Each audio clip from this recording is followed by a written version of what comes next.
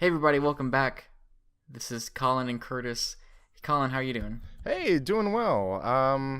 How you doing? I'm good. It's Easter. Happy Easter for those who celebrate it. Happy Easter, Xbox. Happy Easter. What? Sorry. Right. It's been a crazy 2 weeks, Collin. I think we'll get to some of the stuff a little later on. But I think 2 weeks ago when we signed off, I don't know that we could have ever expected the events that would have occurred within our time off from recording. Yeah. And by that I mean you started playing Oxenfree. Yeah, it's crazy. So again, it's the game that's probably been on my hard drive for like a year at this point. That it's just always been sitting there, wanted to play it, and I think I'm about maybe 3 hours in. Like I don't think it's maybe like a 5-hour game, I'm guessing. It's maybe? not long. You're a pretty good ways into Okay, the then game. I wondered if I was pretty well into it. I can just kind of start talking about it now if we want to talk about some PlayStation 5 later in the episode. Oh yeah. We'll save the big guns for later. Yes, yeah. With Oxenfree, I knew it was like people who used to be at Telltale, and I can't remember the new studio's name that's making the game, but they're also making the game where you're drinking with the devil, or what was that? Yeah, After Party. Yeah, After Party. Yeah, I think that's maybe this year. I'm not sure. I believe it's supposed to be this year, but yeah, I don't know. Okay. So Oxenfree is kind of I would kind of call it in that adventure game kind of genre a little bit, maybe a little bit more outside of it. But people are talking. Like the biggest hook I think for the game is, it's actually like a real life conversation. It's not okay, someone talks and then you wait like 30 seconds while both of you are just standing there awkwardly looking at each other. It's something that I praised a lot when I first played it. I guess a couple years ago now when it came out was, like you mentioned, this is some like ex Telltale people at the time, and it was the dialogue system that really, I think, it made me feel like it was something that could potentially push the genre forward as far as like what the adventure game genre is right now. Mm-hmm. Because it's much more. I don't know if realistic is the right word. It just feels. It flows better. so much better. There's a much better flow to it than Yeah. other adventure games. Which kind of even just get on that. I actually weirdly have some problems with it. Okay. I would say the biggest thing is the time. So you do have the kind of the square, triangle, circle dialogue options that pop up on your character.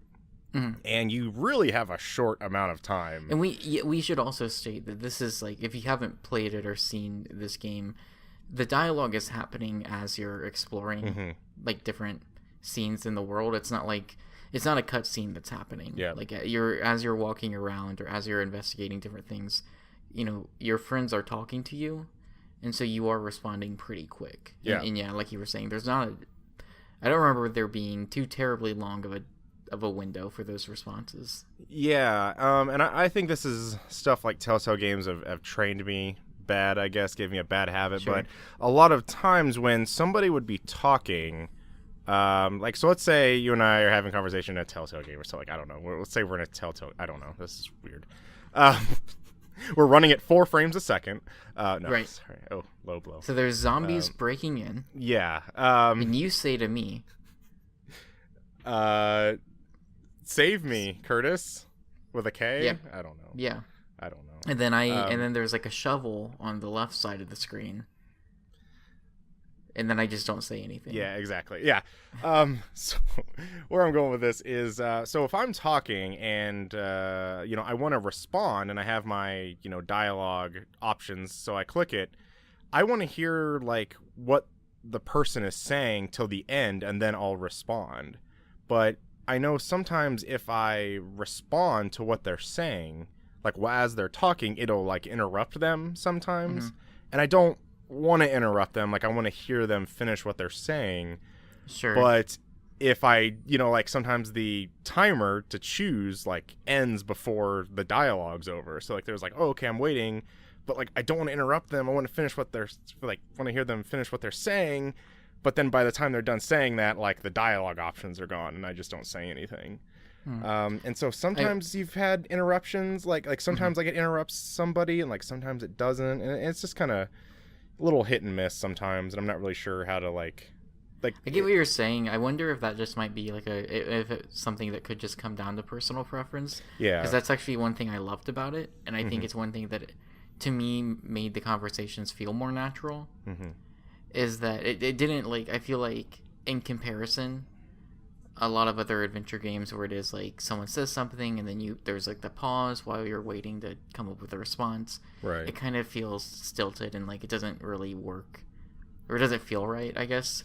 And so whereas this game, it felt like like we mentioned, the flow. I think that kind of helps attribute to the game having a more natural flow, because you're not necessarily always interrupting people, but it's a pretty quick back and forth. It feels much more like a conversation rather than, I guess, like a choose your own adventure kind of thing. Yeah, I knew this was also a problem in games prior, and I know like Oxenfree came out before, but I'm going to reference God of War that just came out a year ago from yesterday. But it was the kind of thing like when, Mimir or Kratos and Atreus are telling their stories, but you're on the boat and like you're like, oh, okay, well, I'm at my next destination, but they're still talking and I don't want to interrupt them. So you're kind of just like sitting there in the water, waiting them to finish whatever they're saying. You have some of those moments too where it's like, okay, well, here's this other object I can interact with, but I don't want to end the conversation I'm having right now. You have these like radio things that you can tune into that like, oh, it gives you some backstory about where you're at right now. And it's like, but correct me if I'm wrong though. I'm pretty sure this game, as well as God of War and like even Uncharted's, have the system in place where like if you do interrupt it, once you like are done doing that thing, or once you get back on the boat, like in God of War, they do the thing where it's like, well, Asa, what were you saying before, or like what was that story? Yeah, and they pick it, and like to be fair, like I'm sure what you're about to say is like it still doesn't, like it could be a long time. Between picking up that conversation again. A little bit, but I did actually notice that they had done that before, but then there are other times where there's like literally two pieces of dialogue happening at the same time. Okay. So like I could be tuning in listening to the radio call while at the same time this other person's talking to me, but I can still call, you know what I mean? And I've got like all these different audio things going at the same time. But yeah, it's still kind of just like minor points a little bit. And so I was thinking about this a lot, that like that kind of whole dialogue system is really clever, and it's like a great kind of game mechanic, I guess you want to say. But then the biggest thing, I feel like you have a lot of properties, it's like, okay, but that's it. The thing is with Oxenfree is they have like the story, the premise, the voice acting, all that stuff to back it up. Which is great. And I was gonna get into the story a little bit, but honestly, it's been a long time, and the key points I remember for the story is like they're blending together between what's a spoiler and what isn't. Right. Yeah. So I don't want to say too much. I mean, it's the crux of, at least the beginning of it, it's a group of friends going off to like a nearby like island that's just off the coast, and they're just camping out, like having a bonfire. And they used to be there and stuff, and now weird stuff's happening. It reminds me a lot of Until Dawn, where like here's this place that we are coming back to, and it's a strong like Scooby-Doo very much so kind of vibe. Yeah, for sure. So that's kind of a great way to put it, actually. So Oxenfree, to me, I already had that moment. And basically, I'm going to kind of attribute this as like the Life is Strange Episode 2 moment. Like the big pivotal scene in Life is Strange Episode 2. Like the original. Yeah. Season 1. Season 1, yeah. Towards the end, where it's like, oh, okay, like this is like a cool adventure. And like it's kind of like, people joking around. But then like there's that moment where stuff gets like really serious. Oxenfree has that moment like a few times as well. Like, okay, like this is not like... we're not messing around now. Like what I'm just seeing is like, whoa, like this is. I think I know this. The moment you're talking about, but again, it's been so long. Yeah, and we can probably talk a little bit off air. I don't really want to get into spoilers of it. No. But yeah, I'm actually really enjoying it. I really like the music. Some of those like opening tracks when you're like first arriving on the island are very good. Yeah, there's about, I still think, it's a total of about like 5 friends. You Mm-hmm. play as a gal named Alex, I believe was her name. Mm-hmm. I'm still getting kind of confused on, like, I know each person's name, but I get confused on who's has what relationship with somebody. Like, Okay. oh, is that somebody, like, I knew like somebody's a stepbrother and like somebody's also a new roommate, but I'm like forgetting like who is exactly what. And I think that'll probably be better. It sounds like it's a game that's, of course, meant for multiple playthroughs, and stuff, and it has, a little bit of the deja vu effects in it as well. That's a big part, that things seem to start repeating each other, and you're kind of figuring out why that's doing that. So it's a lot of intrigue. I think the visual design is great. The only thing I wish the camera was in a little bit more.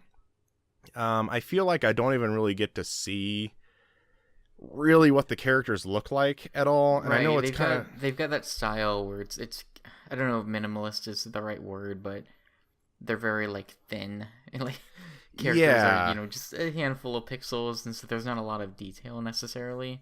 If I So this is going off memory, so I could be wrong, but yeah, there's just a couple times I wish the camera was in a little bit more, just to like see what's happening. And there's like some like minor things in the environment you have to interact with. Like I can say, there are these like little like stone piles that you can tune your radio waves into and unlock some things, but that's like really like sometimes like you can't tell, like, oh, that I think that's a rock pile, and then you're like, oh no, that's not. And I don't know, it's some like kind of little minor visual things with that. But overall, I'm really enjoying it. I definitely want to play more of it.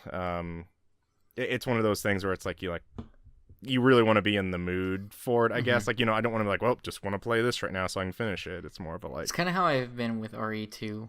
Mm-hmm. Like darn Kingdom Hearts 3 just like completely Yeah. completely stole that game basically. But I think hopefully once in the next week or so, once I do pick it up again, I'm probably just gonna restart from the beginning and just go through it in a few days. Yeah, I think that's completely manageable. It's not all that long, Yeah. honestly, either. Yep. But yeah, I love the mystery. Cool. I love the voice acting a little Yeah, it's bit. really good. I love the performances. And one thing I'll even say about that is like I think it was like at the very beginning of the game, like they even like show the cast or something like that. And like I have no idea who any of those people are. And that's what I absolutely love it. It's not like, here's these other people that worked on Telltale games, and then here's like Ashley Birch and whoever else, and like, oh, that person was in this game. Like I have never heard any of these voices before. I just feel like they're really dynamic. Like I don't know. I just think the like even the audio recording quality, I guess, like is very, very clear and crisp. It's one of those games that, like, I mean, once I beat it, I was pretty in love with it. But as time goes on, it's just that thing that if there was anything that I didn't like about it, I've just totally forgot it. Right. So all of my memories of it are filled with just joy, or not necessarily joy, but like just pleasant memories of something I loved, basically. Yeah. I'm excited to hear what you think of the last parts of that game. Yeah, and I think I'm probably closer than I think I am. Than you think you are, yeah. And then and also excited for After Party. Like that's just to go over the premise of that super fast, and we can move on. It's like two college students who are like very good friends, kind of wondering what are they going to do with their lives, and they suddenly die, and they find themselves like at a bar in hell where they just have a drinking contest with Satan, essentially. I haven't like some videos and some actual like gameplay I think has come out from this game since they announced it. I think last year or 2 years ago even. Right. Or no, it would have had to have been last year. But like I haven't really looked at much of it. It definitely seems like they're carrying on like the dialogue system and everything from Oxenfree. But I am very excited to see what they do next and what this game ends up being, because I think the premise is just super funny. So, Curtis, Yeah. those two people you're talking about, like talking to Satan or something, Yeah. were their names Cuphead and Mugman for some reason? They might have been, but now that you bring it up, Oh, so okay. I have been playing Cuphead on the Switch. Mm-hmm. Um, and it's I guess it just makes sense that this would be when I would buy it. Like I got an Xbox last year, and I figured this would be it. Now I'm gonna buy Cuphead, and then I didn't. And then I got like a nice PC a few months ago, and I thought this is it. I'm gonna buy Cuphead now, and I didn't. But now it's out on the Switch. I did buy it basically as soon as it came out.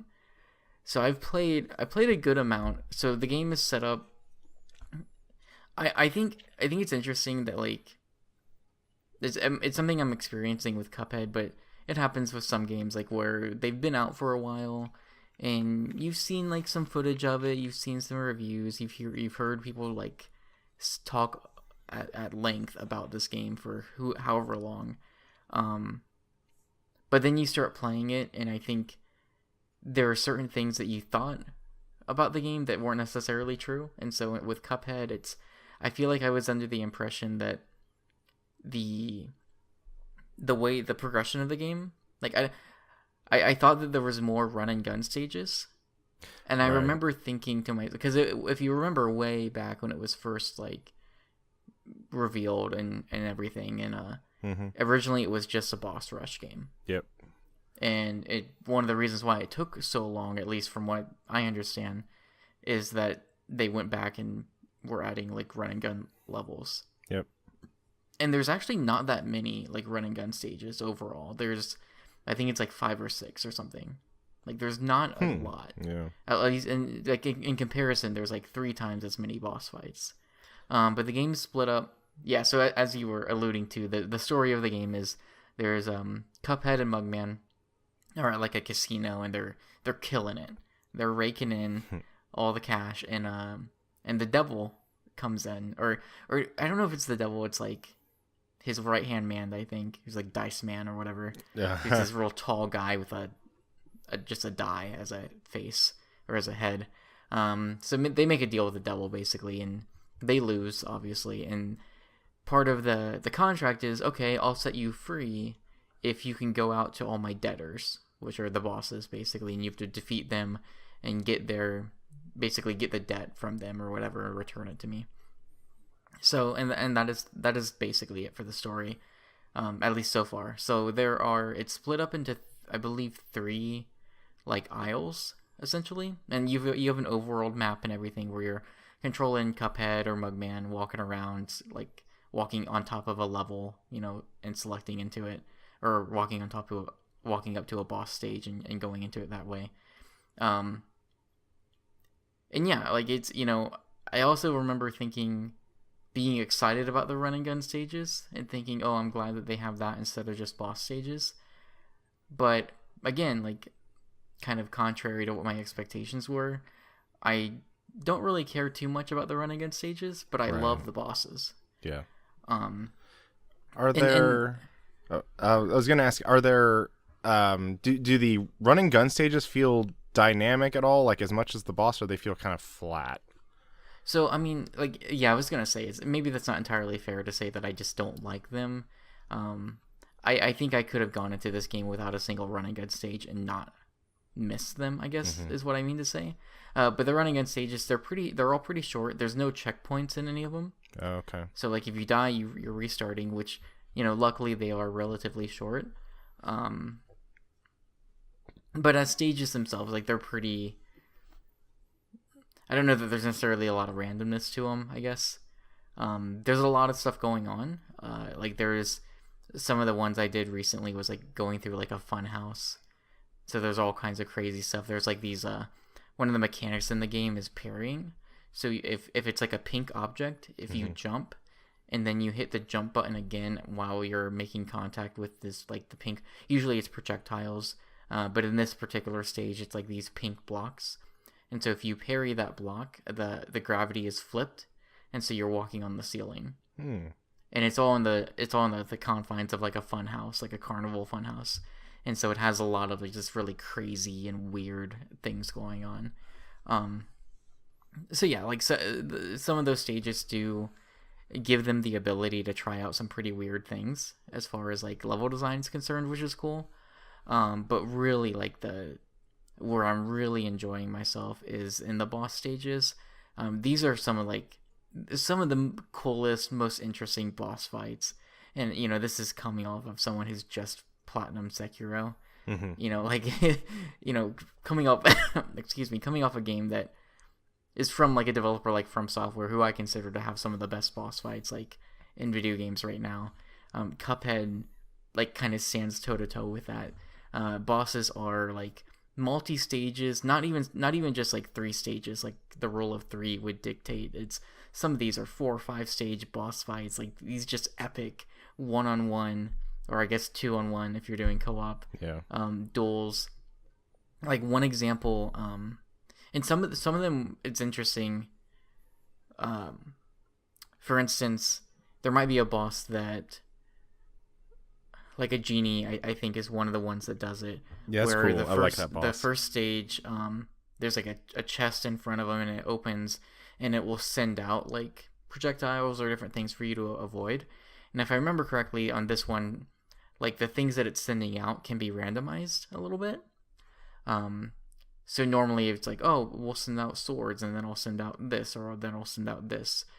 Sometimes like that's random, and so it kind of changes the order of things. Or sometimes there's another boss that I haven't beat yet, but I've played it a few times. It's like a pirate where he's on like a big ship, and sometimes it'll call in like an octopus that will throw in like oil, and if the oil hits you, it like fogs up the screen. Or sometimes it'll call in a shark that will like take a huge bite out of the like left side of the stage. You have to run to the right to avoid it. Yeah. But sometimes like that shark isn't even there. Or sometimes the octopus doesn't appear because he just doesn't call it. So they have like a wide enough range of attacks, and some bosses do at least, where they have such a wide range of attacks that sometimes you don't even see certain elements of their like arsenal of weapons, I guess.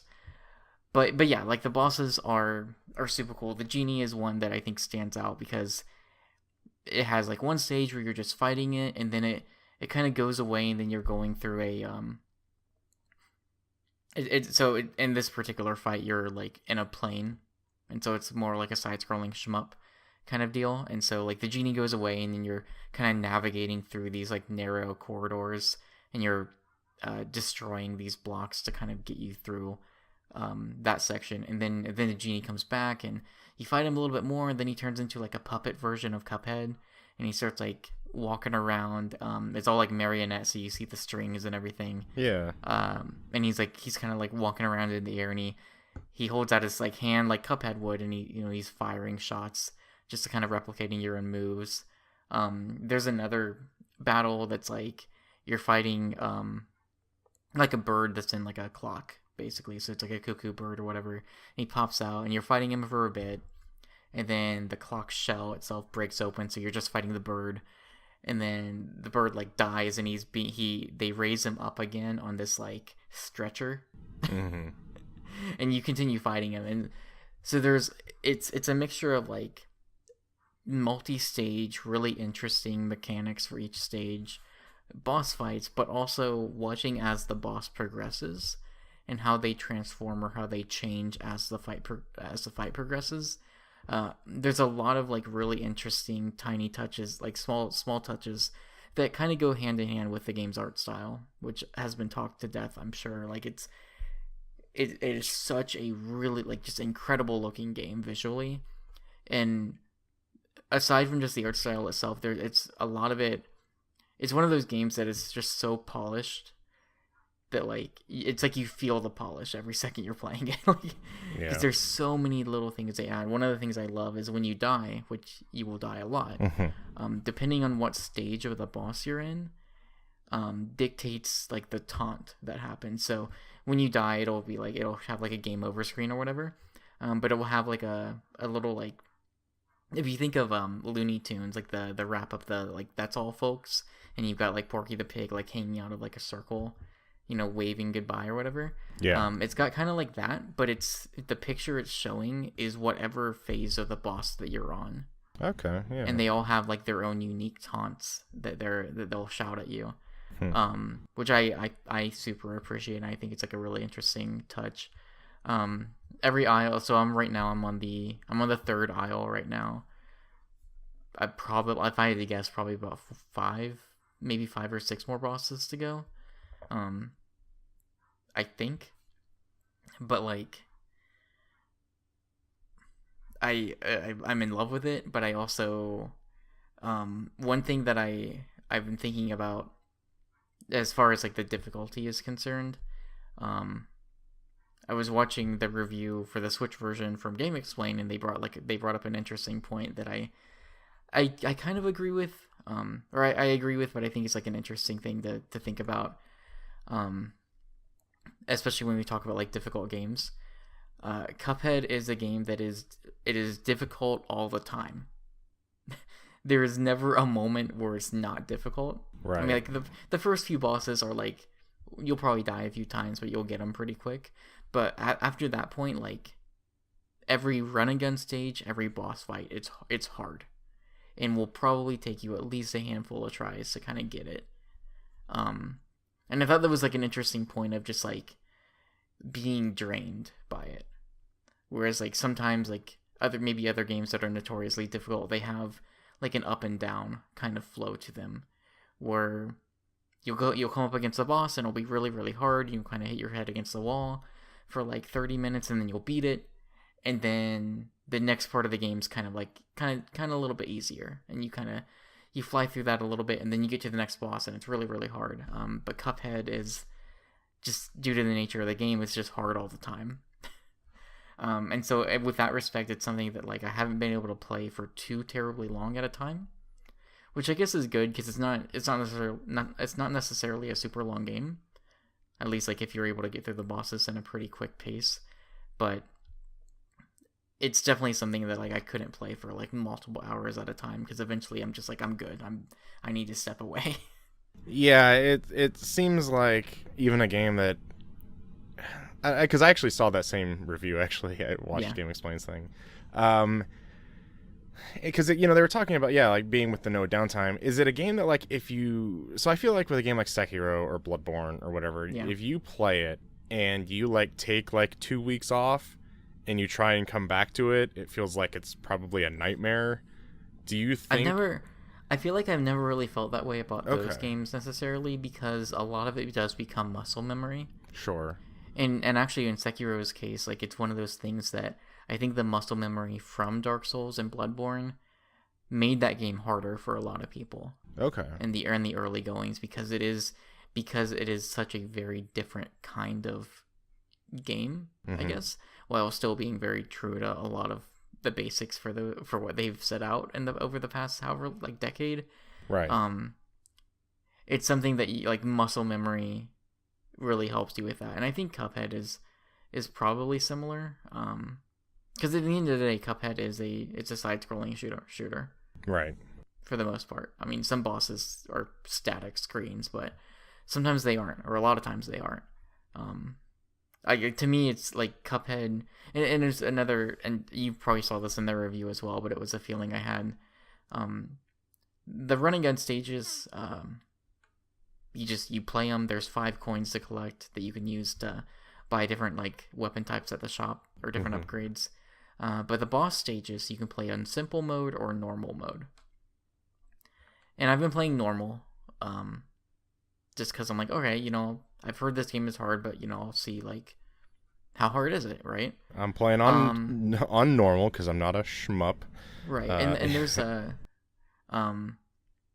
there's been like a couple bosses that like were really giving me a tough time, and so I looked up. I was like, okay, so simple mode. What is this? Like, what is this? A new thing to the Switch version? Which it doesn't seem like it is. And the thing about simple mode that I think is kind of, I don't know how I feel about it, is if you can play on simple mode, but it removes sections of bosses, and it basically they do less attacks. There's less things going on at any given time, but also sometimes like you won't even do the final phase of a boss fight. But also, in addition to that, the thing that you get, like the item you get for beating bosses, you can't even get it in simple mode. You just can't. So like you can't beat this game playing on simple mode because it won't let you. And so like on one hand, like I kind of appreciate it being there as just say like, hey, if you're really having trouble, drop down the like play it on simple, or play this boss fight on simple mode, and maybe learn some of the basic mechanics and then put it back up. But like I kind of agree with the guy in that review.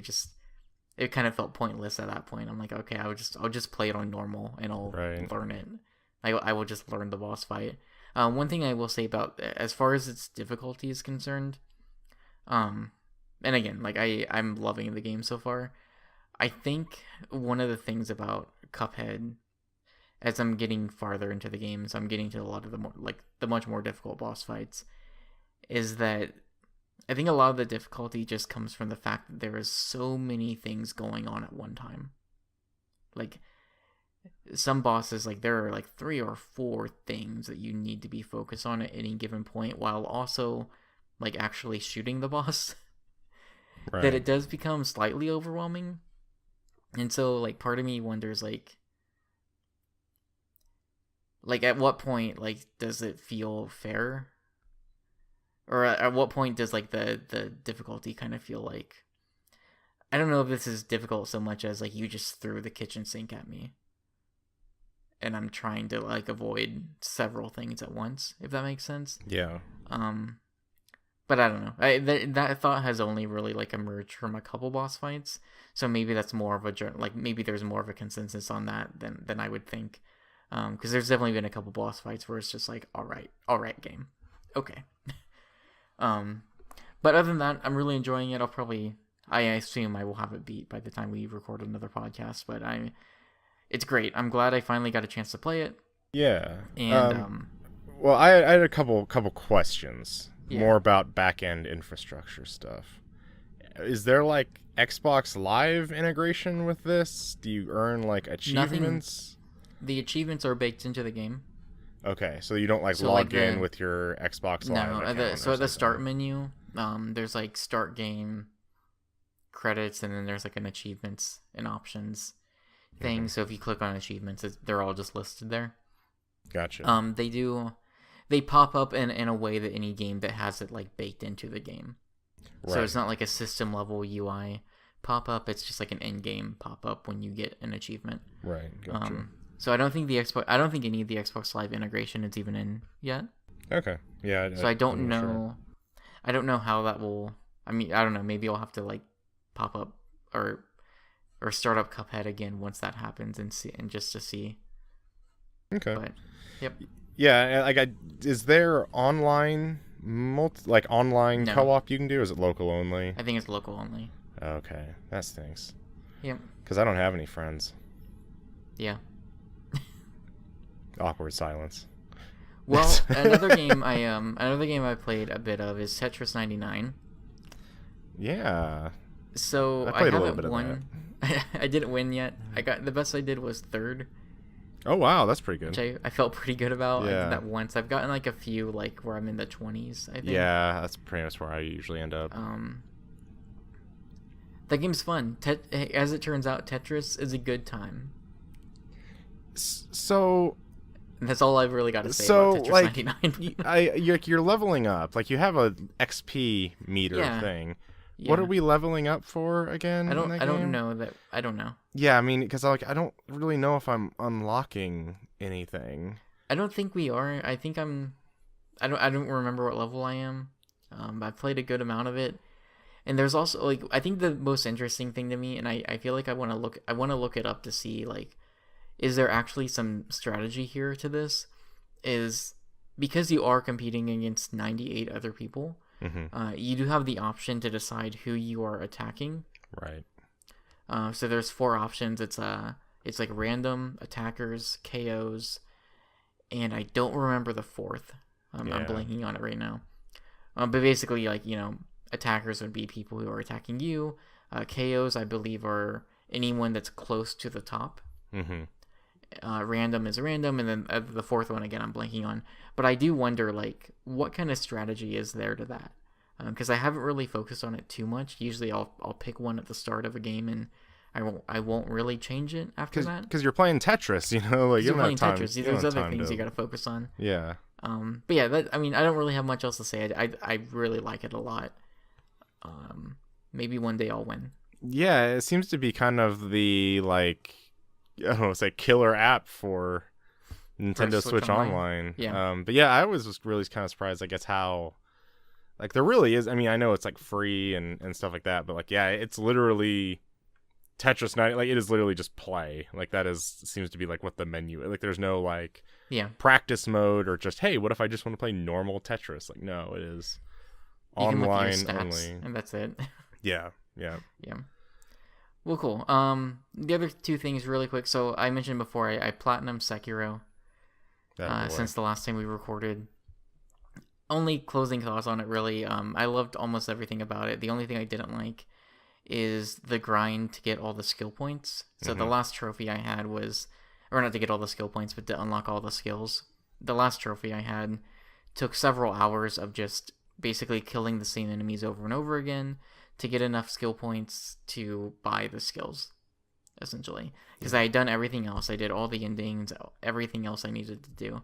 And so that's like, you know, getting platinums in the other Souls games and Bloodborne, like, definitely required a little bit of grinding towards the end. Or sometimes you would just grind to get, like, the best drop so you can upgrade the weapon that you needed. In this case, it just kind of, like, it's a little bit of a bummer because some of the last skills that you unlock are things that's like, oh, I would like to have had... I mean, I guess now I can just start up a new game, plus, or whatever, and try out those skills now, but I've already finished it so many times that I'm ready to take a break from it. It's more of an issue I've felt with a lot of games on the, like... One of the things about if you're 100%ing a game, inherently there are just going to be certain things that you unlock near the tail end of it that's like, oh, here's this really cool weapon I just got and I spent a ton of time getting it, but I don't really have anything to use it on. And it's always it's something that affects other games as well, but it definitely stood out in this one. Other than that, I think I mentioned this to you on Skype as I was closing in on the platinum. I think Sekiro is by far in a way the best combat system From Software has ever made. Like, yeah. Like, out of all of them. Out of all of them. Wow. Like, even Demon Souls. Yep. I don't... I think Bloodborne's probably still my favorite, just setting and story and lore, and for Bloodborne, I think is much more akin to something that I'm into than necessarily, like, Knights or even, like, feudal Japan kind of stuff. With Sekiro, like, it does get a little weird story-wise. There's some weirdness going on, and in the vein that, like, when I started up Sekiro, one of the things questions I had was, like, is it going to get weird in the way Bloodborne got weird at the end? Like, are we heading in that direction? And not quite. I would say this is maybe a little bit more grounded, while still having some more fantastical elements maybe on the ends of it. But yeah, like, I loved it. It's probably, at least so far, it's my game of the year. Easy. Nice. Until you play Resident Evil 2, of course. Until I play it. Like, honestly, like, I consider the first remake of Resident Evil 1, or the remake of Resident Evil 1 to be, like, one of the best things ever made. Right. So, good shot. Good chance. Yeah. But other than that, so I did start up another... I almost hesitate to even call it a game at this moment. Some would say it's the literal year of Dreams. So yeah. So Dreams came out in early access this week for $30. I picked it up. Knowing that I'm probably never going to make anything too crazy, but I do want to play around with it. And I'm really wanting to see what other people make. And I also figured, hey, this is a great chance to get it for what will probably be a lot cheaper than when it actually releases. So I've spent I've probably spent a good amount of time already just playing around with it, doing a mixture of playing other people's creations, going through some of the tutorials. I haven't started, like, making something proper yet. There's a good amount of tutorials, and I'm wanting to go through all of them first. So I don't want to spend too much time on this. I'd rather like really have a deep dive on Dreams maybe in the next few weeks, once I've spent a more significant amount of time and I have more things to say about it. So just a couple of things I want to touch on first. One thing that stood out to me, Colin, I don't know how long or how much time you spent with like Little Big Planet, is I feel like Little Big Planet wasn't as polished as I would have liked for it to be. Yeah, I agree. Especially like loading into other people's creations, I feel like that took a long time. In Dreams, it's very snappy. It feels very polished already.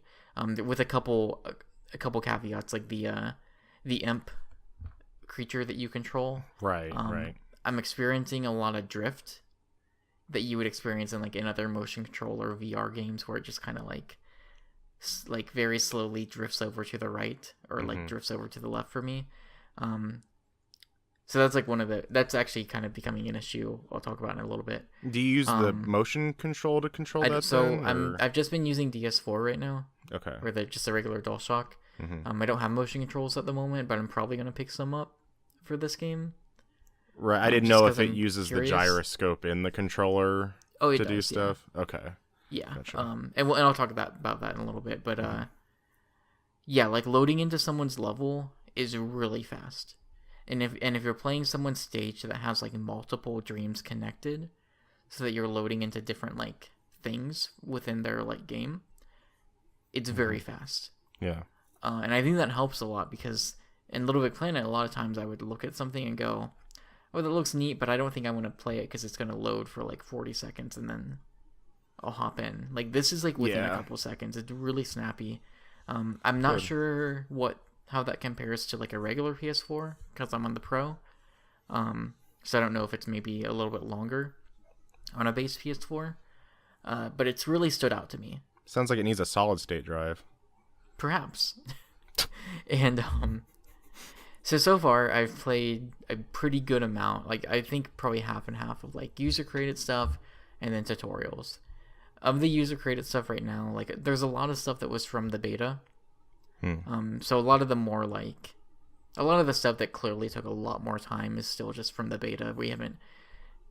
It's not the early access isn't yet a week old, so right. I don't think anyone that's just starting out, I don't think there's anything necessarily from that group. But there's a lot of really cool stuff from the beta. I mentioned to you last night, there's a lot of like Little Big Planet was, you'd always see stuff that's just like, look at this thing that's almost unrecognizable from LBP. Look at this like top-down racing game, or look at this computer or calculator someone made in Little Big Planet. Like, how ridiculous is that? Right. But I think even despite of that, there was always just this kind of... The best were unrecognizable from Little Big Planet, while still having a little bit of jank to them. I guess, for lack of a better word. I feel like Dreams is going to break that barrier. And I'm already seeing it in some of the earlier creations, where it's just like at some point, like is it any different from just it being its own thing on the PS4, like outside of Dreams? If that makes sense. Like there's some stuff in there that I've seen that's like this is unreal. Because of how it controls, how it looks, it's so far and away from what you even think of Dreams. Like if that makes sense. It's a lot of Dreams, it kind of shares that art style where things look really fuzzy. Right. And so it's interesting seeing people put out stuff that isn't that, and just how different that can be. I don't know that there's like one particular stage that really has stood out. There's some really good 3D platformers I've played.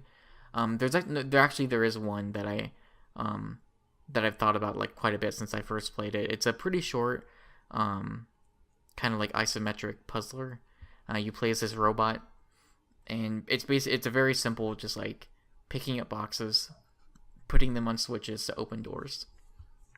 And there's some like energy like spheres that you can collect as just little collectibles, and it's something you can beat in like 5 to 10 minutes.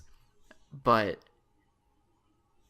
it's totally something that you could see someone like, this is one stage and they could make 20 stages and just string it together and it's a full game. And at some point I'm just sitting there last night thinking like, are they just like, this is just a video game engine. Like, this is just a game creation engine that also happens to have like audio creation tools and sculpting tools. And like, basically it's an entire engine that you have everything at your disposal. And so at some point, like, do they just put this out on PC?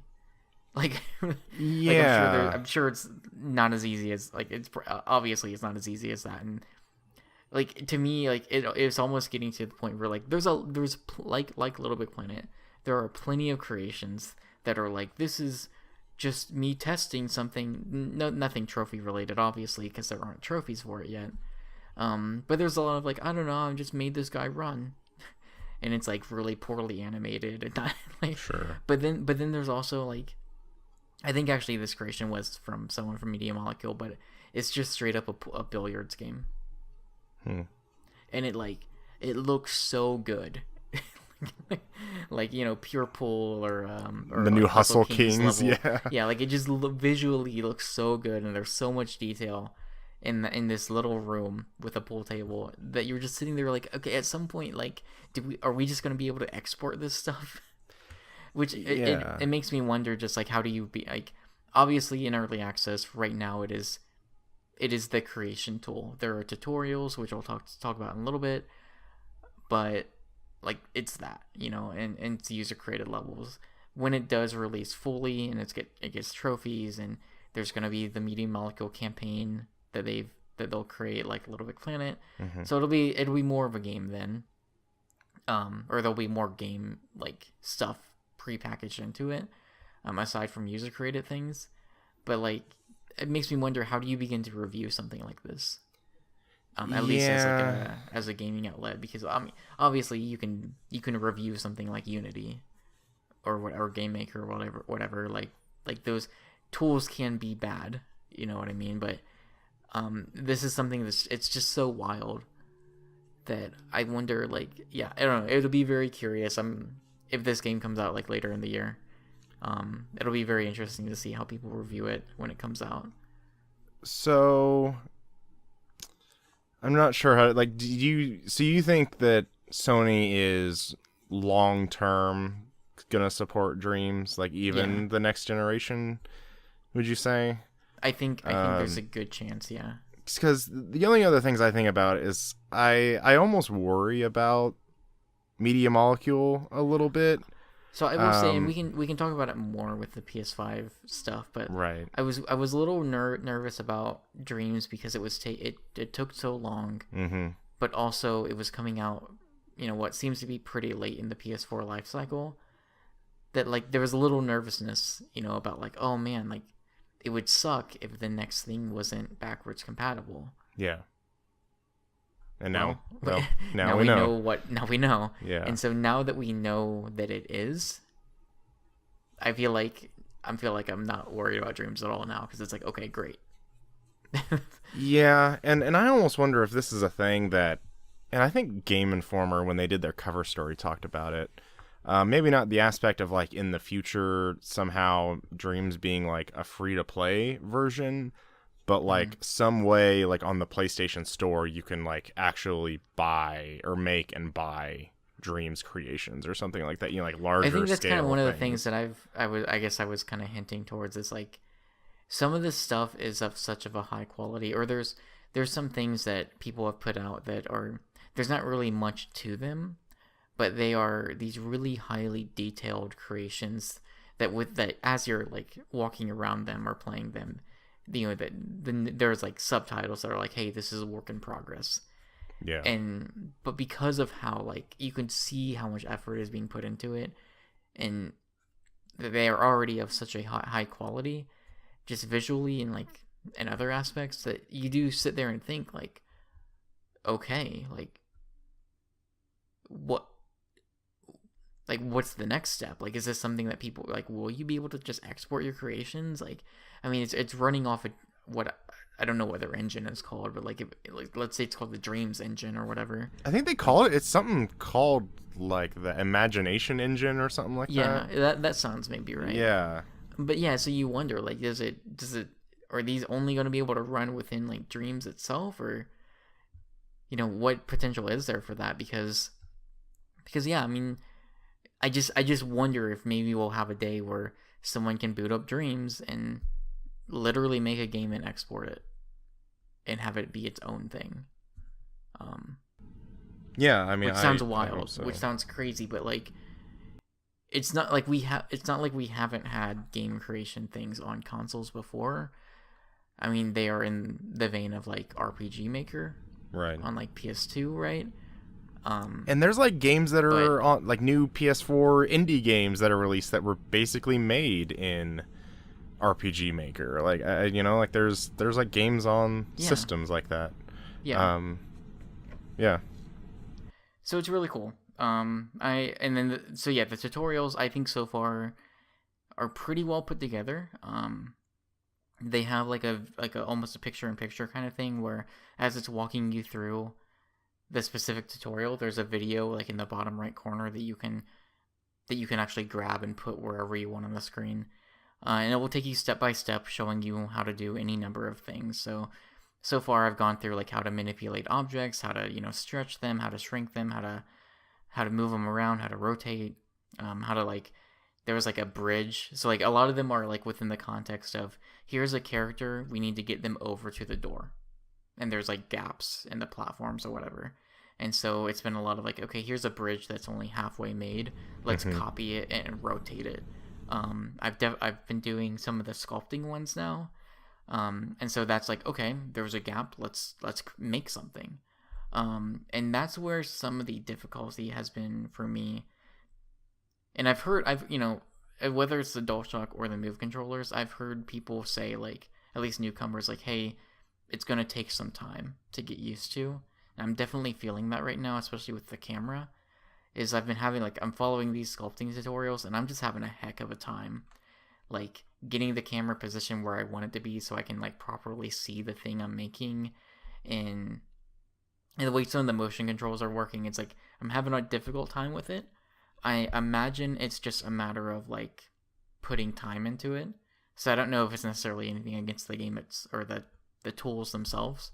It's just something I need to put more time into. Right. I was watching some streams last night from Media Molecule, like showing them sculpting things, and like they have the guy with the Move controllers and he's doing all kinds of crazy stuff very fast. And like I would love to get to that skill level. But I have a feeling it probably is just going to take a lot of time.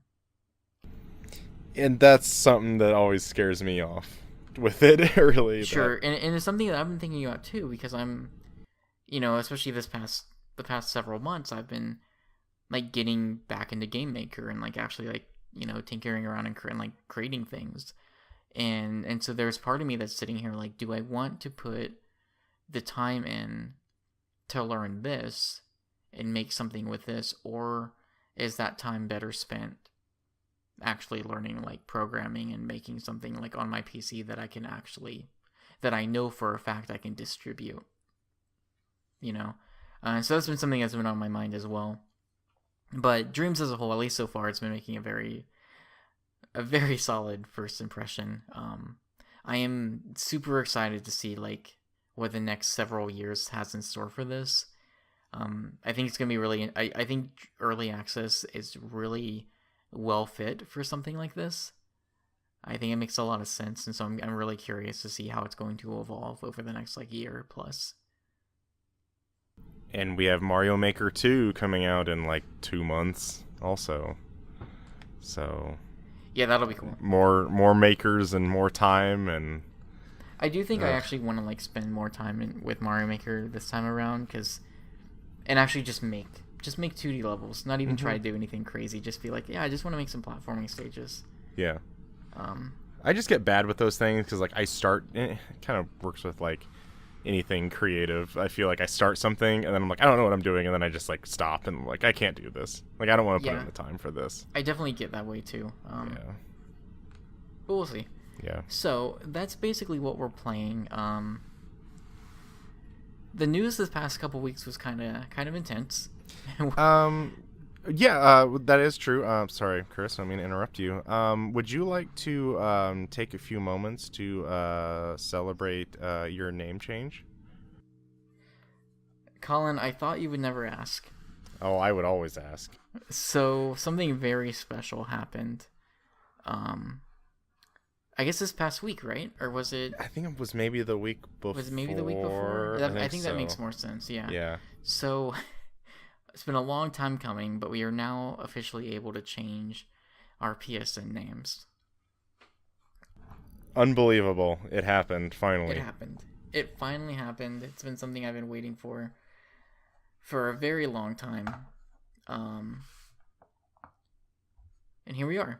Yeah. So rest in peace, Nerdboy777. Long live. Who do you want to share? Who was the successor to the king? I don't know if we would say king necessarily. No. Is this the prince is this the penguin prince that was promised? Sure. Okay. I don't know. I did briefly think about, like, what if I just changed it to boy_nerd666? No, because then you would do that, and then after like a week, you'd be like, oh, now I want to change it. Then you'd have to pay like $10. Yeah, like I definitely thought like it'd be a really funny joke that like here I am complaining about this for so long, and then I make an equally or even worse name. Mm-hmm. Yeah. Yeah. So I got my free name change in. Yep. And I'm happy. Have you had any problems yet? Like no with other games and all that? And it was funny. It's some of the games they listed as having issues was like Dark Souls 2. Oh. And so I changed it like before I got the platinum in Sekiro, and I'm just like, ooh. Yeah. Please no. But no, I haven't had any issues. That's my biggest fear. I have no desire to change my name, but yeah, that's my biggest fear is with the trophy stuff, and then like your account's just like broken. You try to revert back to your old name, but it's still broken, and yeah. I was the only so I really haven't gone back and played anything like the only thing I've been playing since then was like Sekiro and Dreams. I think that's it. But so I haven't gone back to play anything like older. Like Knack? You don't want to go play Knack? See if it breaks your console. So, but the only weird thing that happened, it happened yesterday. I turned the PS4 on, and like Dreams, the early access Dreams, was just gone. So I had to re-download it. Huh. And it worked fine. It was weird, but for whatever reason, it just deleted itself, which was strange. I don't think that's ever happened before. But see, that's the stuff that scares me. Yeah. Oh, that'd be freaking me out right now. Yeah. Anyways, let's start from the bottom and work our way up to like the big news, the big stuff. So first, Microsoft announced as like part of their Inside Xbox lead up to E3. Yep. One of the things they announced was something that's been rumored for a while. It's the Xbox One S all digital edition. It's coming out May 7th for $250. As the name implies, it is digital only. No disc drive. Yeah. And it does come with Minecraft Sea of Thieves and Forza Horizon 3 and a 1 terabyte storage. Well, so this is actually interesting with Forza Horizon 3 because Forza Horizon 4 was the game that just came out last year. But they're not including that one. They're giving you the one prior. I always thought it was kind of interesting. But I know 4 is on Game Pass. I don't know if 3 is. Okay. So, yeah, with the Xbox One S, of course, people are always calling it the SAD edition, S all digital. Like, I don't know. They kind of had to think about that, right? Like, that'd be something that people would have mentioned. I don't know. I feel like the abbreviation is maybe reaching a bit. Yeah, because, I mean, you do have the E, I guess, on the end as SAD. I don't know. But I just kind of want to talk about it real quick. I mean, it looks exactly like an Xbox One S, just there's no, little line for a disc drive at all. It does include 3 games, but I think this is at least $50 too high, I feel like. That definitely seemed like it was the general reception from people was was that it was maybe too expensive, because I think it's the same price as the 1S with a disc drive right now, right? Maybe. I thought maybe the 1S was maybe still 300, but maybe I thought I had isn't. seen that part of the reception was like, why is it the same price? I could be wrong. Okay. Well, I knew they admittedly have not really like done too much research on this. I know they talked about in the Inside Xbox thing that when there is something like any deal on a disc version, like a disc drive version of an Xbox One S, there will always be a discount on the all digital one as well. So I think they're trying to get out in front of like the all digital is never going to be more expensive than a disc drive version. Kind of maybe pushing people to want to do the all digital. And I think this is like basically, because also in the same Inside Xbox they announced finally the bundle of Xbox Live Gold and Game Pass you could get in just one subscription, because you couldn't do that before. Yeah. And so I think it's $15 a month, I think, which I think is actually a pretty good deal. Like, I'm watching Game of Thrones and I'm paying $15 a month for HBO. That's crazy. I know. It's like $15 a month, and yeah, that's a whole nother conversation. It's a whole other thing. Yeah. I mean, like, and yeah, like Games Pass is already a ridiculous deal. Yeah. I was thinking about it on Friday. I don't know what brought it up, but I was like walking back from when I got lunch at work, and I was again, don't know why I thought about this, but I was thinking about how good of a deal Games Pass was.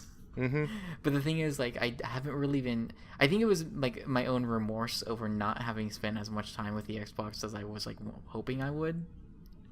Because I've got like Sunset Overdrive on there, and I've got like all these like some really great things that I've been or things that I've been really excited to play, and just haven't really touched, even though they're downloaded on there. And so I was thinking about how like maybe it's just not suited for me because I'm usually playing the new stuff. Yeah, and I think this is probably a test bed. I would almost weirdly assume for if they want to maybe do whatever the next Xbox console is, if they want to do an all digital edition. Because I mean hypothetically, especially parts during the PS4, it's like you could just pay for PlayStation Plus and just never buy a game ever. Yeah. And so I feel like that's kind of what the all digital edition is just pay the $15 a month, just get a digital one and just play Game Pass and Xbox Live Gold games. And it's like, you're going to get all of the first party games on Game Pass, so you don't have to go buy them separately. I think that works out pretty well for that. But we had a celebration of a sort that just happened as well. We did have a celebration. One that left me, I don't know, just feeling like, I don't know. Yeah, I mean, that Star Wars Episode 9 trailer, it was kind of so I don't know. Here's the thing, right?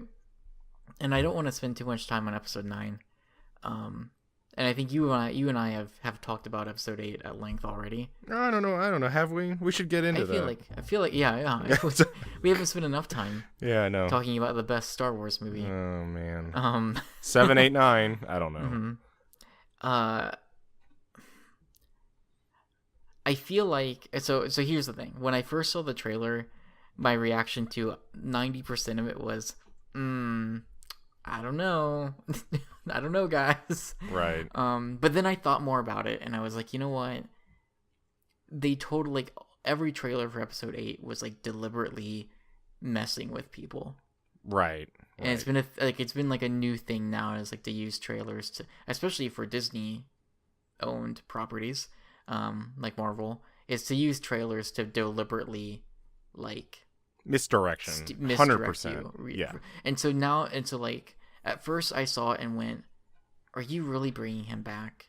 Or like, are you really like, I thought the point of Episode 8 was this, like it felt like there was a lot of stuff in that trailer aimed towards people that hated Episode 8, and that isn't necessarily a bad thing.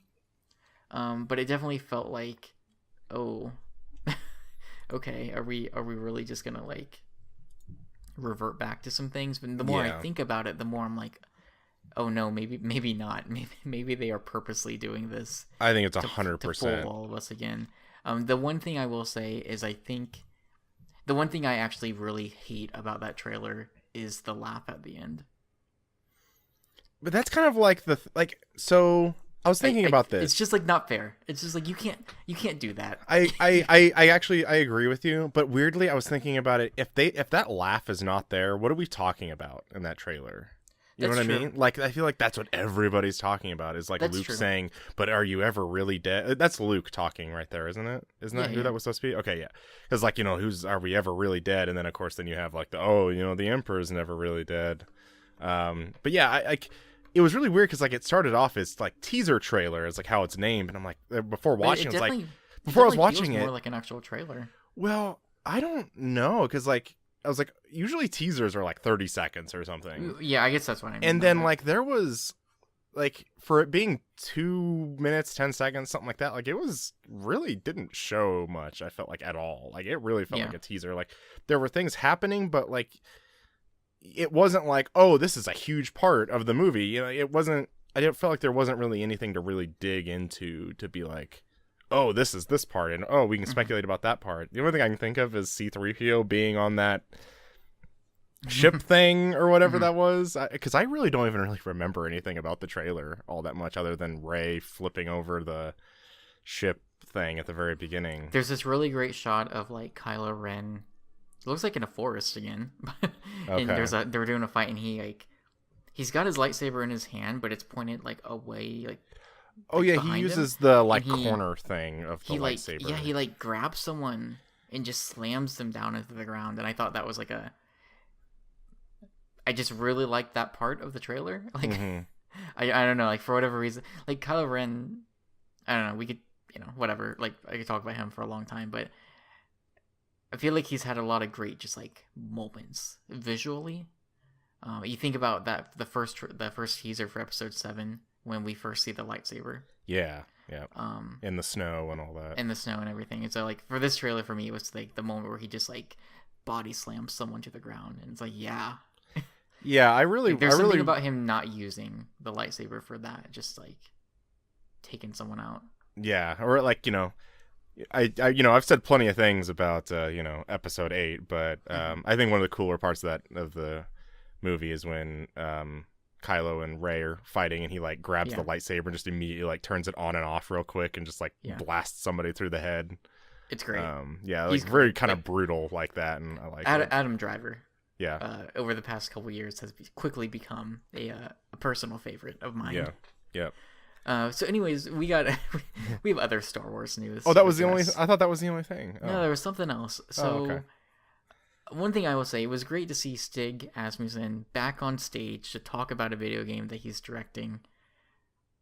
That was great. Yeah, it's about time. I appreciated that. It's been a long time. Yeah. So we finally actually got to sit down as the developers sat down and chatted about Star Wars Jedi Fallen Order.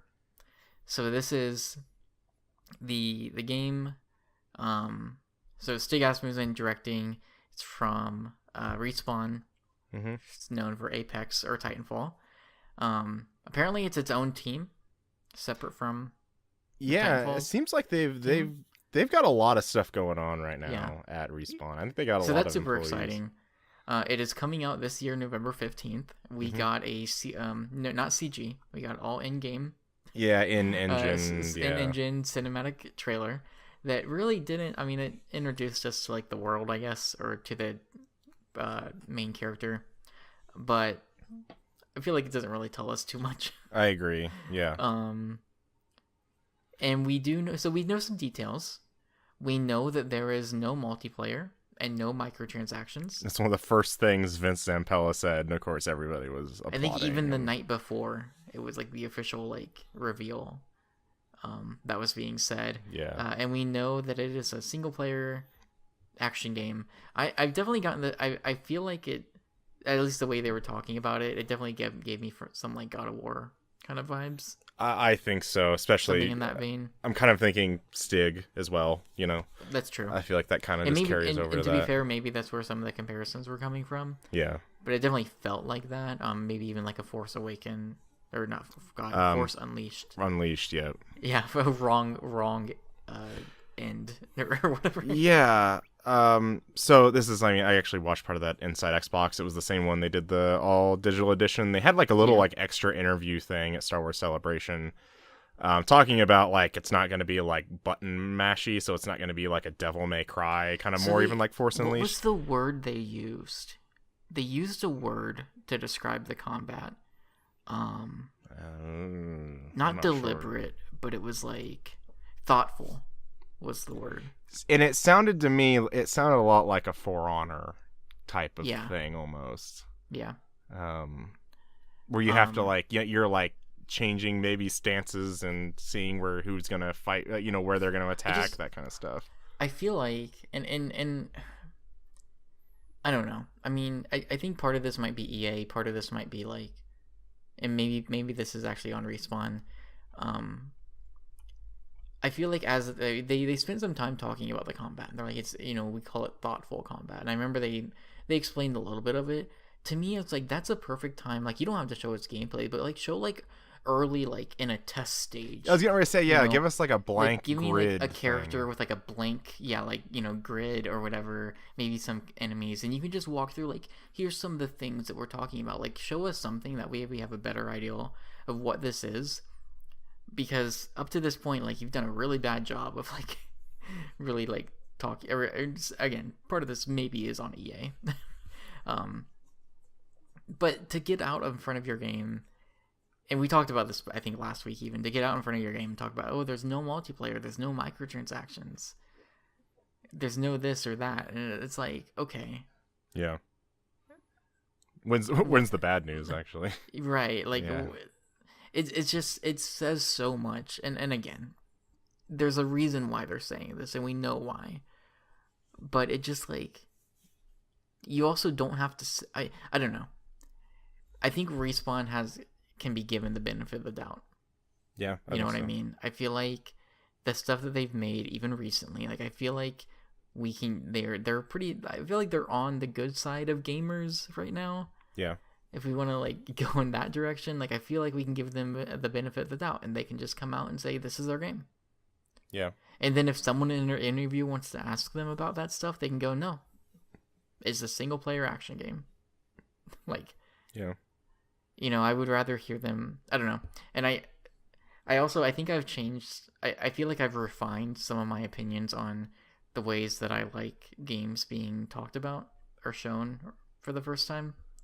Because we've talked in the past how like, or I've said in the past, I really like when like a developer is able to just get out there and talk passionately about what they're working on, right. Which I still think that.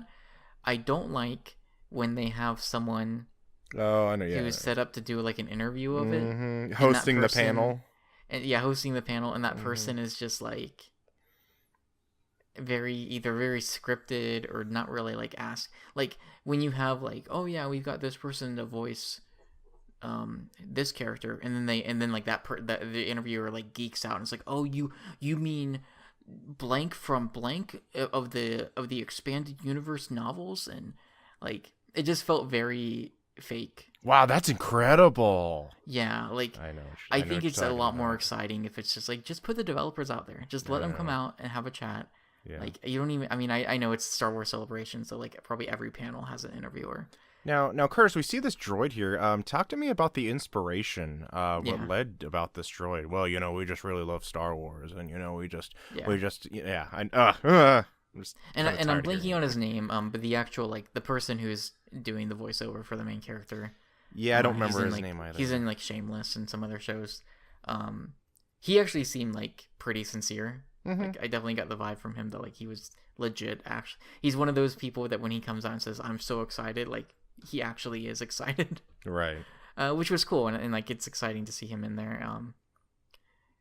And I think really a lot of the stuff that was like from the developers who were out there talking about things, like all of that came across really well. I felt it just, I don't know, like the interviewer came off very insincere and just kind of like, I could have done without that. Yeah, and I feel like I've thought about this even before, that it's like you feel like after watching so many press conferences and like first party people talk, stuff like that, it's like you just see it. Like, you know what I mean? Like you don't even have to try, and you're like, you just please stop. Like, you know what this person is. Like, yeah, I know what you're saying.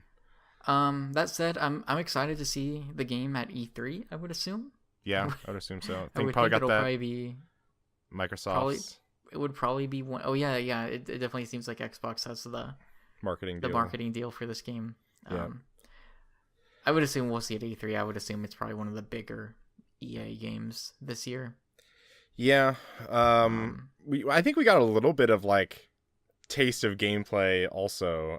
Like one thing I even think about is like the wall running, which is like, oh well, yeah, know where they got that from. Sure. I think the character, because I think the main character's name is Cal, I believe. And he was kind of a Padawan that, you know, when 66 happened or whatever. We talked about it a little bit, I think, on Skype chat, that I just think his character model just looks so bland. Just looking at him just does not look interesting to me at all. And it's like, I mean, I think it seems like it's slightly modeled off the actor, but not quite. Does that make sense? Like there's some variation, so it doesn't look exactly like him. Yeah. But yeah, I mean, it is a very like, you know, cleaned up white guy, short hair. Yeah, and I mean, I think, which probably, to be fair, is what the actor looks like. Yeah. But yeah, it's and like I think they'll definitely do better than like the single player of Battlefront 2. Yeah. Which, you know, like, oh, you're playing as this kind of original character, and like, oh, that's cool, and then you just shoehorn a Luke Skywalker mission where you're just like lightsabering bugs or something like that. Like, it was like, ugh. I think you know, I think even the biggest faith is that you know, this is the team that, you know, was even Infinity Ward majority, because there was even a lot of people that were at Infinity Ward that jumped to Respawn. Yeah.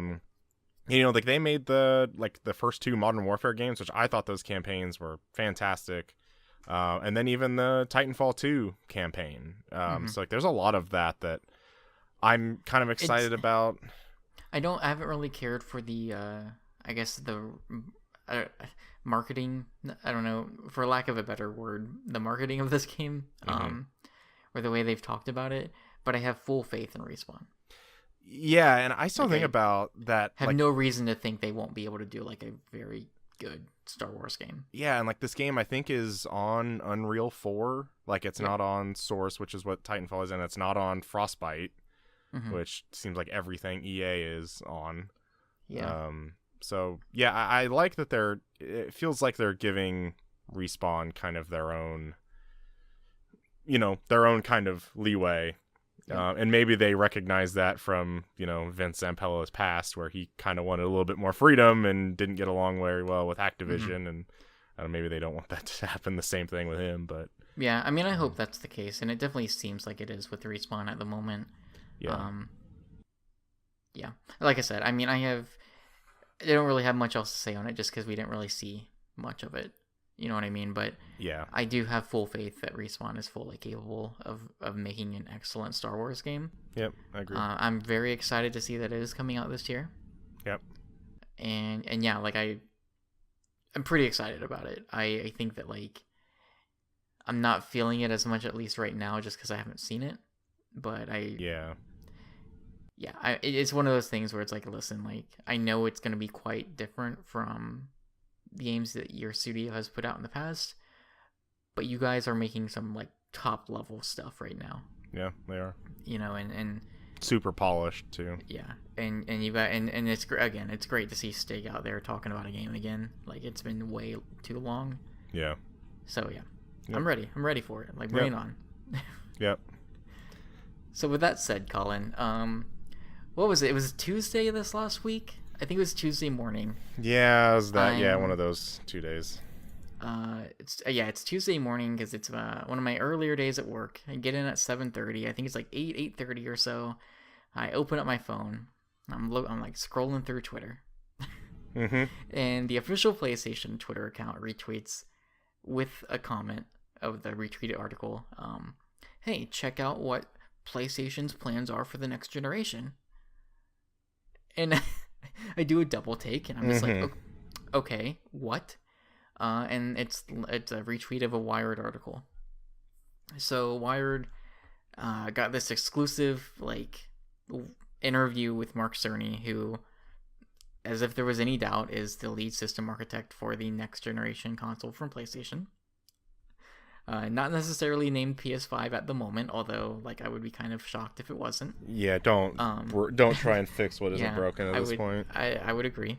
So yeah, we got a pretty I don't know, I don't know if I'd necessarily say in depth, but a pretty solid look at what the next generation console for Sony is going to look like. So that morning, you texted me at on my phone. I'm looking at 7:37 a.m. So I open up our text chat and I have a brief moment of, is it too early? And then I go, no, this is important. No, it's okay. And Curtis Wright, and I didn't actually see this message until 9 o'clock because I didn't even, I guess, look at my phone before I went to work. And you write dem PS5 details, and I see that, and I'm like, oh man, what leaked? And I'm like, no, well, he didn't say. Wait a minute, he didn't say leaks. He just said details, and so then I went searching for it, and I was like, wow, yeah, was not expecting that. So I'm not gonna sit here and pretend I know what these specs mean, because they did go over some specific specifications for what this thing has in it. We can go over some of the top level stuff. I will say that Digital Foundry has a pretty good I think 30-minute or maybe even longer. I have that in my backlog to watch. So I watched it a few days ago, and I feel like it's really good, just going over all the different stuff, some impressions. I feel like it's met with a pretty healthy amount of both some healthy skepticism on some things, but also some excitement, just genuine excitement, which I think is nice. Right. It's just nice to see. I was like, yeah, we're excited about this. Here's some things that we'll see. But they seem overall generally pretty excited about it. But they give some good information for if you're someone like me who reads some of these specifications, and I'm just I don't know what that is. So let's go over some of the kind of top level, some key stuff that's mentioned in this article. It is not coming out this year. Yeah, most definitely not 2019, and I think I don't remember if the article mentions it or not, but it's pretty obviously 2020. Yeah, pretty much. Which has been kind of the thing I think most people have been expecting for both Xbox and PlayStation. Yeah. It will support up to 8K. That being said, obviously 4K will be the thing. Yeah, that's a thing for 2025 or something, sure. 2024 at that point.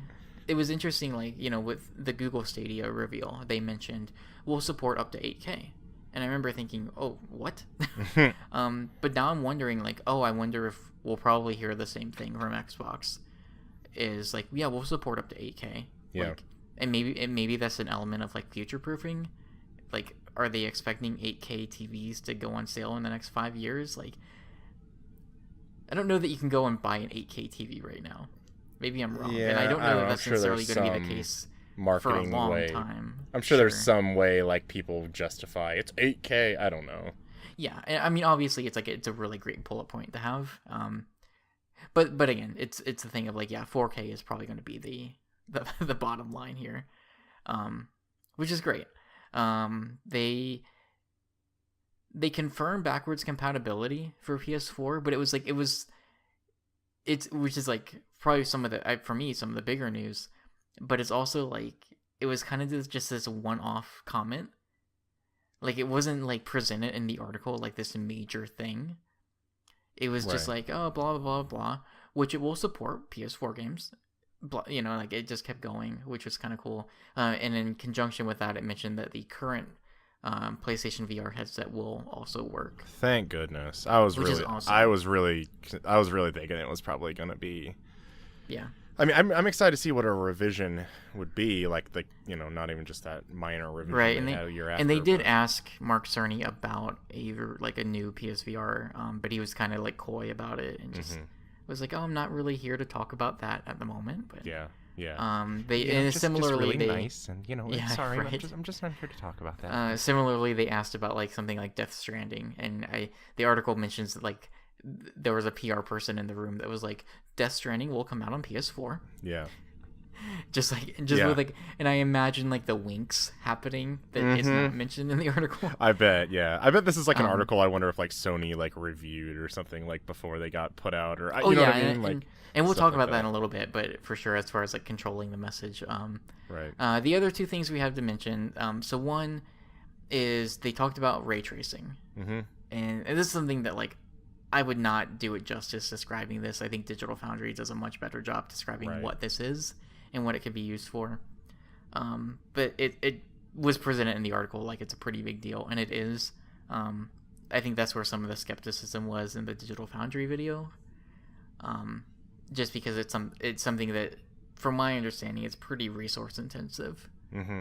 But it sounds like something that like they were mentioning. I think Sony was mentioning a lot of developers were wanting it or requesting it. So yeah, I think so. Yeah.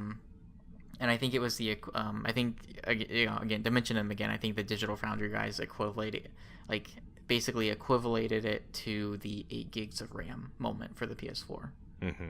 Where here's this like crazy thing. Yeah. It was that or the other thing. Yeah, I was thinking it might be the other thing. Or maybe but, it's maybe but probably to some people ray tracing is a big deal, but I don't. Yeah, sure. So it's I'm mixing it up. It's the other thing. The thing that developers were requesting from them was a solid state drive. Yep. Which this has. It's like got a customized version of it. They didn't really talk too much about it. But they used the Spider-Man PS4 game to demonstrate two specific examples. One was fast traveling. So they loaded it up. Was it a PS4 Pro or a base model? I'm gonna assume a Pro, but I don't 100% know. So I they didn't loaded mean to it rhyme, up, but and they did like a fast travel to like a different part of the city, and the article mentions that it took like 18 seconds to load. Yep.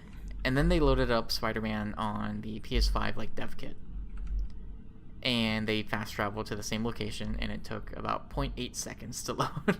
Yep. Great. Yeah. The other example was they were swinging through the city, and they mentioned that because of like streaming in like the game, basically you can only swing through the city as fast as Spider-Man can go. Basically, like there's a certain speed that you can do that. And then when they loaded it up on the dev kit, they were going at like jet speed. And they talked about how like Mark Cerny was going like just zooming through the city so fast, but he was still pausing and like rotating the camera to show that everything was being streamed in at like a high fidelity. Yeah, because it can load faster, and like you see that with tons of other games that like especially like Boundary Break, that you see like, oh, okay, like once you look this way or to leave this area, like things start like disappearing in geometry and terrain and all that. But then when you come back, then it starts popping in, and but it's like it's loading so fast that it can, it's all basically all like right there the entire time. Right. So that's and then again they went into some more like hardware specs and talked about like the graphics card and the different things they were using. Some of which are things that like are not actually on the market yet. Yeah, it's about like Ryzen CPUs and AMD stuff. Yeah. So again, a bunch of stuff that I'm not going to do justice talking about. But the thing that like struck me about this one is a lot of it's like good news. Or pretty much all of it is, right? Like all of it's like, okay, this is really exciting, or this is very good news. The backwards compatibility obviously is a big one. Even the PSVR thing, I think, is pretty.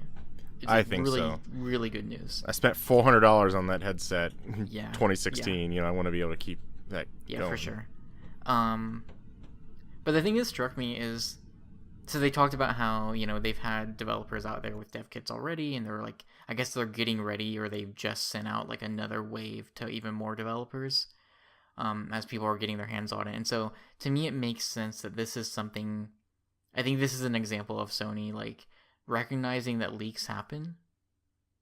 I mean, it's probably a mixture of things, but my mindset went to like, this is them controlling the message. This is them saying like, look, it's going to leak. it's going to happen. Let's just get out there in front of it. Especially if they're not having an E3 press conference, like it makes you wonder. We're probably gonna. I almost wouldn't be surprised. Like at this point, if they're talking about it now, we're probably gonna like hear it or see it this year. Like there's probably going to be an event this year. I think the PSX thing is kind of a safe bet. Yeah, like later in the year, like let's just blow it out. I wouldn't be surprised about that, or even maybe September-ish or October timeframe even. Yeah. But yeah, like to me, I think, and especially this generation, even before that a little bit, I feel like a lot of companies have just started like wising up to this idea of like, let's just control the message ourselves. Let's be the ones that deliver the news instead of doing like, we'll do our own event. We will do our own thing. And so I think this is an example of Sony just going like, let's just go out there and talk about it. Yeah, for sure. You know, and I basically almost equivalate this to, you know, we talked about Digital Foundry. It really feels like the Project Scorpio Digital Foundry thing they had before it was like officially Xbox One X. That's a really good point, and I totally forgot about that. Yeah, it feels a lot like this. Like, here, let's get these kind of like high level, like people that know this stuff, take a look at it, and have them write it up. You know what to expect. So that's kind of what I definitely felt like it equated to. But like, is that a way that like Sony got out before Microsoft? Like, is that a like, you know, yeah, they did it again. like I know like Xbox had said like, oh, we're working on the next generation, but they hadn't said anything about it. Yeah, and like first and again, like this is one of those things where I've been in. I was talking to someone this week after this happened, and you know, I think it's been pretty clear that 2020 was going to be when these new things hit, like fall 2020 or whatever. And for a while, I've thought like, maybe we just don't hear about them this year. Like maybe this is the year where rumors hit, and it's not till next year that we start hearing about them, just because of the way it was handled last time. Like they didn't even announce it until the year of. Yep. But now it's like, yeah, no, we're seeing the next Xbox. We're seeing Scarlet at E3 this year. Like that's going to happen. Yeah, I would say that's a pretty safe bet. I think we're going to be seeing games for it as well. I think so too. Yeah. So one thing we also talked about a little bit, you know, as this was happening. So, you know, talk about games that are cross-gen. Like, I assume, like with Death Stranding, there's only going to be one physical version of that game on the shelf. I don't think there will be a PS4 spine and then a PS5 spine on the shelf. I was thinking about that too. I've seen some people like speculate that it would be cross-gen. I mean, for the longest, ever since it was announced, people speculated that, right? Especially with Death Stranding. But I do wonder, like, depending on how they do the backwards compatibility, right? Like, is this going to be something? I mean, the Spider-Man demonstration they showed, like, is really interesting because that's a very direct example of this is how it's improved. But is that? My question is, like, okay, is that something that we have to have a patch for? Like, are there going to be PS5 patches that come out for certain games? Or is it just is better? Like, I don't know. Like, I would say it doesn't seem likely, but... I would say the patch thing is probably more accurate. Yeah. And so I wonder is, like, okay, do we get Death Stranding and then there's, like, a day one patch that makes it perform or look better on the next gen console, or do they go through the effort of making a separate version? Like, you almost wonder, like, maybe it actually is a lot easier to just do a patch, but I don't know. Yeah. And I think of, you know, like other games do it, but I think of like Shadow of the Colossus that, you know, there's literally icons that you're like only available on PS4 Pro or whatever. I wonder, like, even if you're playing the PS4 version, I wonder if there will be something that's, like, only available on PlayStation 5. Because it'd be, like, the exact same game.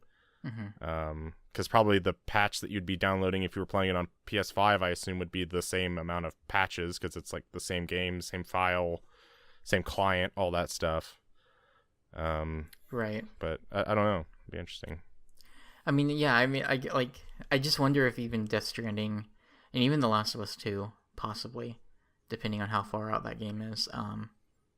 Like, do they launch with, like, Death Stranding probably more likely is that will probably launch around the time PS5 comes out, probably. And so if so, like, is that something where it comes out and then on the box it's just like PS5 enhanced? Yeah, I think that's probably safe, honestly. I think it'd probably be that. Of course, as Trophy Hunter, it's hard, when you could double up on trophies on PS3 and PS4, but, I assume it'd just be one trophy list or whatever. But, yeah. But yeah, I think it'll be that. Yeah. At least for me, this article comes out and it confirms some of the more important things that I want out of the next console. I mean, the backwards compatibility is really important to me for this. And the PSVR thing is also super important. Yeah. The other stuff is really cool and exciting news. There's still some other things that I wonder about, and we'll only find out once more information comes out about it.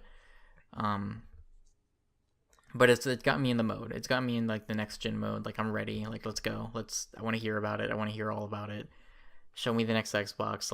Show me this rumored Switch upgrade thing. Come on.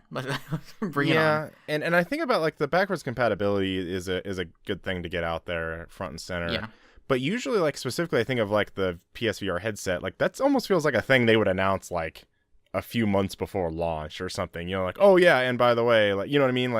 It's just kind of one of those things that one of those questions you'd be well, what about this? Or what about that? Does my PSVR headset work already? Oh no, there's so many questions, but I feel this gets out the okay, I'm ready. I don't right now I don't have a ton of other questions that's I need to know right now. It's just oh, okay, well, when the next thing comes out, they'll talk about it. So yeah. I'm very curious to I'm curious to know how long they're gonna wait to talk about it again. I wonder, are we really gonna wait till the end of this year? Or are they gonna do some weird thing where they're oh, no, it's 3 weeks in June, we weren't at E3, but you should watch this live stream next week. I just wonder. The new state of play. Yeah. Yeah.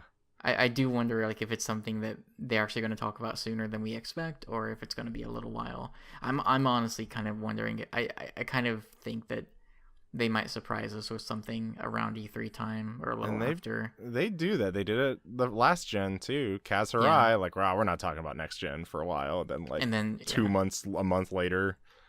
I think the fact that they're out there with this article now, it makes me think that we're gonna start hearing about it sooner than later. Yeah. Which is exciting. It's cool. I'm excited to see what next gen will bring. And it is really surprising because you'd always kind of assume that okay, well, Microsoft's going to be first because they want to get to the next gen, and Sony's probably going to try and ride PS4 as long as they can. But I think it's kind of it is kind of clever that Sony's trying to get out there and be aggressive as well to get out there. There's definitely some things in that article. I feel it's not. I don't know if it's necessarily something I buy into, but the past year to two, I definitely feel I'm starting to see the general internet perception of Sony switch a little bit. Oh yeah, it is for sure. We're arrogant Sony again. The arrogant Sony is back meme, and so I feel, and maybe it's just Mark Cerny being Mark Cerny, but it definitely felt like this article was kind of almost felt like a return to form of oh yeah, okay. Yeah, a little bit. There's some smart people there making good decisions. And it's so weird because a lot of the people that were responsible for the PS4 stuff are gone. They're gone now. Yeah. Adam Boyes, so it kind of Andrew Houses, the Jack meme, Trettons. Right? Yeah, for sure. But yeah, I mean, it's everybody kind of thought, especially with the crossplay and I guess even the name change, I guess, for a little bit. I don't know, but there were other things the censorship stuff happening. Yeah, there's because PlayStation had always been the outlet, even when Nintendo of America would be doing some stuff and whatnot. You could always do, you'd always get it on the PlayStation. You could get the non-censored version or whatever. Those games, none of that stuff really applies to me, but sure.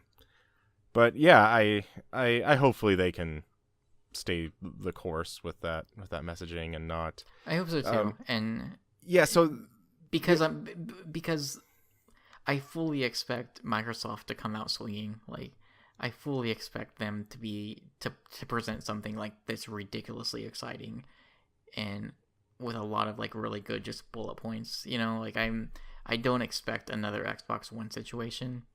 Yeah, I don't this time around, and just for the sake of competition, I would like that both console manufacturers come out with really great talking points. Yeah, for sure. And I was thinking, like, some people were talking on Twitter that, like, oh, this is going to be super expensive, like, with all of this extra stuff and whatnot. And I feel like that's probably maybe part of the plan to make us perceive that, like, oh, man, it's going to be really expensive. But then when they drop the, like, $399, like the PS4 price, that'll be, like, the big surprising thing. Like, oh, you're getting such a great deal for this.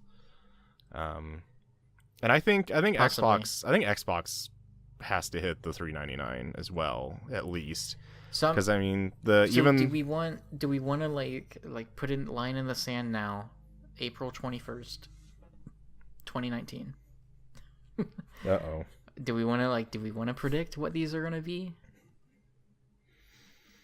Oh man. Or at least the PlayStation one, because we don't know anything about Xbox. Yeah, I'm still. I could honestly go $499 for PlayStations. I could feasibly see that, but I can also see them doing a $399. You know, making sure they don't learn from their prior mistakes. I feel like 500. I think 500 could work this time. Like, I don't know. Part of me just wonders if between like the PlayStation 4 Pro, the Xbox One X, like maybe those things get a price drop. I don't know. I just wonder if maybe like just because of the tech that they're going to be pushing with these things, like maybe this will be the one that they can hit 500 in. Yeah. Or both of them. Like, not even just Sony. I think both might. Maybe 450 on the lowest end. I don't know. 400 seems almost out of reach to me. Well, I almost wonder if they're going to try and, you know, I mean, you have so many other entertainment things that are going for higher price things, like phones. Like, we just had a $2,000 Samsung Galaxy Fold. Yeah. And, you know, phones that, you know, used to be, you know, even Apple phones that were $200-$300, you know, are just massive amounts of money now.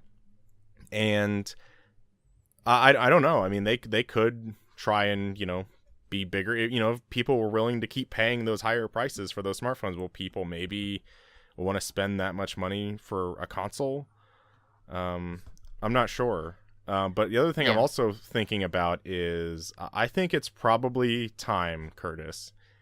But I feel like I am ready for $69.99 AAA games.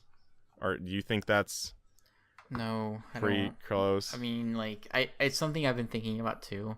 The past week, I haven't really seen. I feel like I haven't seen a lot of people talking about it.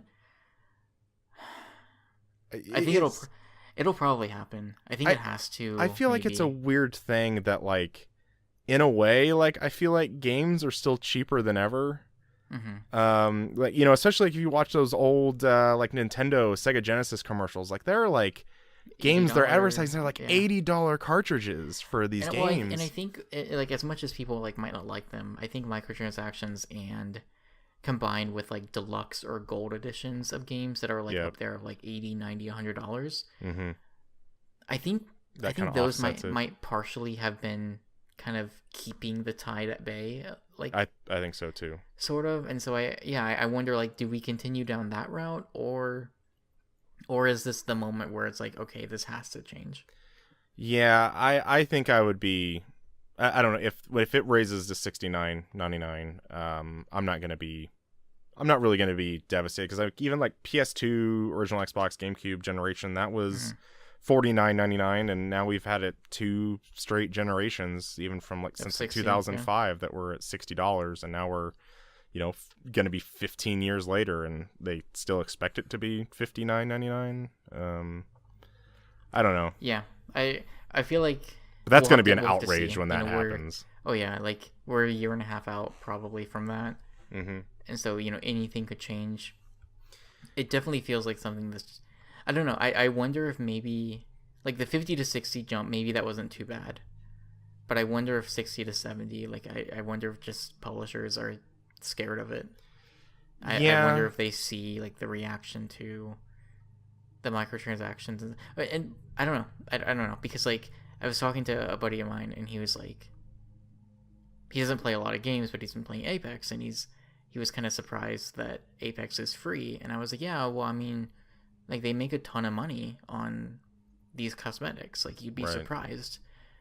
And it was like a bewildering concept to him, but I'm like, no, man, like for free to play stuff like this, yeah, there's a ton of people who play it for free and don't spend any money. Yeah. But there's also a lot of people who have no issues at all spending a lot of money on microtransactions. I mean, you look at like even, because I did this like, just curiosity, like there are whatever free to play loot box driven game, like there are people that are like, I just spent like $300 on loot boxes, what did I get? And like it's like a 50-minute video of them opening Apex Legends loot boxes, like a loot crates one right after another. And I mean, like the whole concept of even free to play is really kind of genius. Like get the people who want to pay to continue to pay, and make it free for people who don't, but then you still get a player base. You know what I mean? Mm-hmm. It's not like you still have the player base because your game is free, but you have the other people who are making the money. And I mean, I think regardless of like whatever happens, I definitely think next generation will mark a change in probably how games are priced, or how we treat like how you pay for games almost. I wonder, because microtransactions, well, there are plenty of examples, I'm sure, that you can grab that are like totally fine and not predatory at all. They have a horribly negative connotation to them, and for many reasons, rightfully so. And so I think, again, next generation could be a chance for publishers to go, okay, like that clearly isn't working, or maybe it is actually. It probably is working, but maybe just not for their image. But I could see it being a chance for them to go like, okay, instead of going from 60 to 70, maybe we try something different. We've gone through the $10 online pass. We've gone through variations of that. Now we've had like deluxe editions and gold editions, and like on top, like aside from just collector's editions. And see, that's the thing. I'm already like, I paid $70 for Resident Evil 2 because I bought the deluxe edition. Yeah. So it's like technically I'm kind of already there in a way. Yeah. Maybe, I mean, like they're already pretty prevalent. I wonder if they become more so. Like I just, like you said that you would be kind of fine with it. I think the 60 to 70 jump, it would be like a hard pill to swallow, but I would swallow it, and it wouldn't really change too much, I don't think, my own habits. But I wonder if like the deluxe editions become even more prevalent for more games of like, or I don't know, or maybe they just stay the course because that's been able to stave off the need to increase price for them. I don't know. I wonder. I would be curious to see. So like, for the Resident Evil, or for instance the Square Enix has been doing them. Ubisoft does them a lot, where it's like the regular, the deluxe, the gold edition. Oh, more than that. Curious. Yeah. Yeah, I'd be curious. Ubisoft has so many editions of their games. Yeah. I'd be curious to see what the spread is on how many people buy each version. Yeah. And that's really the most frustrating, because even with like Assassin's Creed Odyssey, and I feel like Origins had it, that like people are like making charts about like all of these different editions. Like I think even Odyssey had like different gods and editions and stuff like that. And it was like, with all of these like 9 different editions to buy, there is not one that has everything in it. Like each one has their own separate things. Like there's not like one edition that has everything in it. And like, I'm sure there's the collector people that are going to go buy all of those single ones. And, it's kind of how they get people to double dip. And that's kind of the whole like remastering thing. And, I mean, and you're still getting, studios that are laying off people, and, even with Activision and the, people, all the money that they make. But I feel like a little bit in a way. I wonder if the Activision stuff was more of, people who worked on Destiny 2 that just, they didn't really, just to be blunt, like didn't need them anymore because they stopped doing Destiny and, they didn't have anything to do with those positions anymore. But, I mean, they're just other studios and closing and people getting laid off. Like even, I don't know, I just, there's numerous studios that you feel like, every other week you're hearing about kind of mass layoffs and stuff. And yeah, I feel like that price is inevitably going to want to jump. And again, I think that was a big discussion when PS4, Xbox One, when 2013 started, everybody was talking about, is this even going to play used games? And, it was like, who wants to be the first one to say it is? And it's kind of the online pass, if you remember that, back in 2011 or so. Nobody really wanted to be that publisher, but then even Sony did it. But then, they kind of got away from that pretty quickly. I think if nothing else, we're gonna see publishers try new things, like new ways to monetize games, new ways to work around whatever restraints there are. They're gonna start putting ads and everything. Yeah, God. I mean, one thing, and this is the thing, right? Is for something like a sports game, it's like, okay, that's fine, whatever. Yeah. It's kind of like part of the experience. Makes it more authentic. Yeah, exactly. Yeah, it's part of the experience. Yeah. But I mean, it's one thing that Jason Schreier of Kotaku talks about is how AAA gaming in its current state is not sustainable. Yeah, I agree. It's not an industry I would want to work in. You know what I mean? No, especially with a family and stuff. For all the reasons you just outlined, right? And it's okay, then maybe one of the things that we hear console manufacturers talk about is maybe one of the pushes for these new systems is what can we we set out to see what can we do to ease the cost. I don't know, what solutions are there, if any. I don't know, and I won't pretend to know, but are there things that we can do, or are there things that console manufacturers can do, or that publishers can do, or that developers can do, that can reduce the cost of what it takes to make a game right now, while also not that also isn't meaning laying off a ton of people. And I don't know that there's an answer to that, but it's definitely a discussion that needs to happen from the sounds of it. So that kind of leads into another discussion. They did say that we kind of glossed over because it was kind of a duh, but it will play discs, like the PS5, whatever next generation. It'll play discs. Do you think, and they tried it with Vita a little bit, do you think this is where they're going to start giving $5-10 discount to games? Will the box copy of Death Stranding be $69.99, or you can buy it off the PlayStation Store for $59.99? Is that a way to cut out the manufacturing cost and perhaps the retailer cost? And another thing I've been thinking about this week, mostly because I've recently bought quite a few digital Switch games, and so it's become more apparent to me than it has before, because I usually haven't bought digital stuff on Switch that much. Yeah.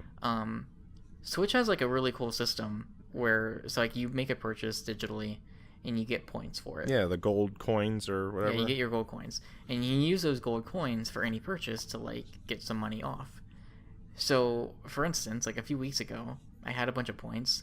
So when I went to buy Yoshi, I got $15 off. Yeah.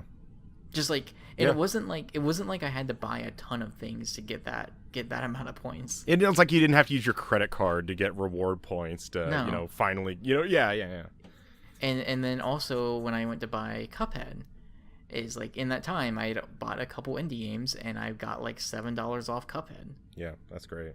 And so I think something like that. I mean, Sony, we have their, I think you and I both have their PlayStation Rewards credit card. Yeah. And so you use that on purchases, you get double points.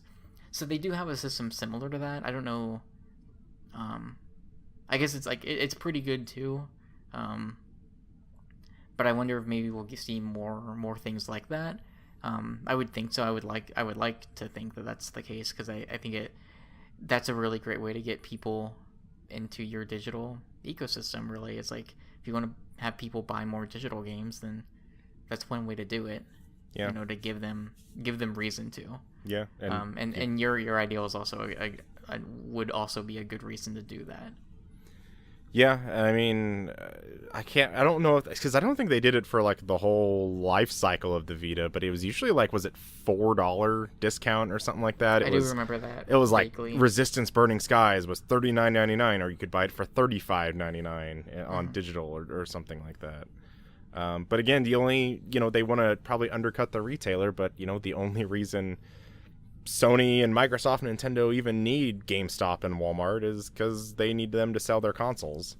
Yeah. And stuff like that. And it is that kind of thing. It's like, who wants to be the first one to pull their games off shelves? But even with that, I don't think the streaming future is quite 100% here yet. There's still tons of people who want disc-based stuff. So the Wired article, I believe it ended with something to the effect of like, and it looks like, as far as the streaming future or whatever is concerned, it looks like Sony will be sitting in the living room for at least one more game, or something along those lines, which I think is apt. Like, it definitely feels like we're maybe, I don't know.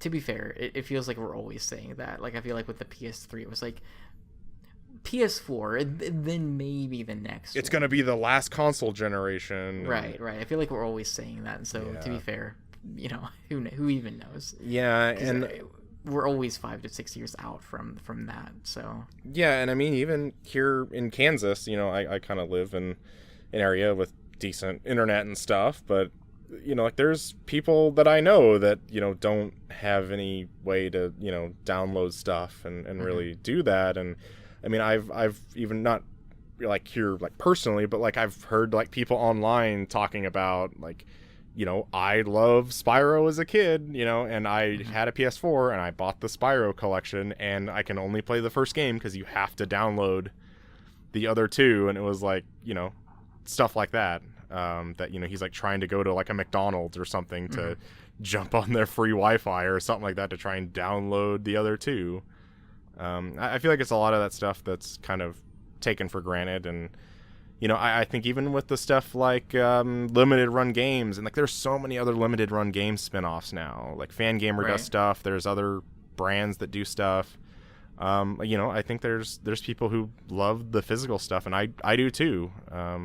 Like, when Tetris Effect came out, like, there was like a pretty, I assume like limited version of Tetris Effect on disc, and I went and bought that. Same thing with Hellblade. Like, I never bought that on PSN, but then when they released the physical version, I'm like, heck yeah, like I love having that stuff on my shelf. It's something about like when I complete a game and I platinum it, or like, I'm done playing this.